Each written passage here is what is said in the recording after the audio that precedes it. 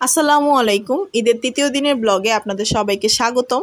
সারাদিন বাসায় কি করলাম আর বান্ধবীদের সাথে কোথায় কোথায় ঘুরতে গেলাম তাই থাকছে আজকের এই ভিডিওতে। ঘুম থেকে উঠে নাস্তা করে নিচ্ছি। আজকের নাস্তায় ছিল রুটি আর খাসির মাংস।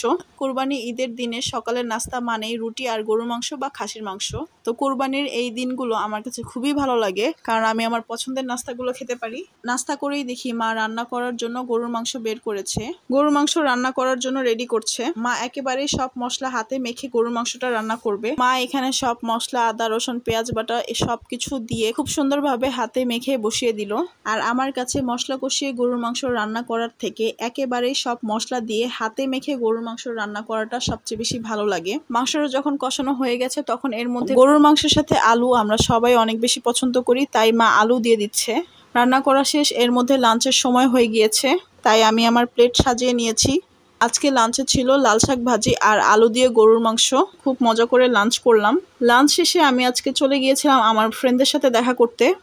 অনেক দিন ফ্রেন্ডদের সাথে দেখা হয় না। আমাদের দেখা করার সবচেয়ে কমন প্লেস হচ্ছে BFC, because I love BFC. আমরা অর্ডার করেছিলাম crispy fried chicken, French fries আর বার্গার। তো আমরা মজা মজা করে চিকেন ফ্রাই আর বার্গার খেলাম আর অনেক অনেক আড্ডা দিলাম আর গল্প করলাম। দেন আমরা চলে গেলাম চিলক্সে ফিশ টোস্ট খেতে।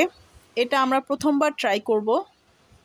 অনেক অনেক রিভিউ দেখেছি, বাট ভাই এটা টেস্ট জাস্ট জঘন্য লাগছে এক কথায়। বাংলাদেশের ফুড ব্লগার যারা আছেন তারা মনে হয় টাকা খেয়ে আসলে ফুড রিভিউ করেন। আপনারা দয়া করে অনেস্ট রিভিউ দেন।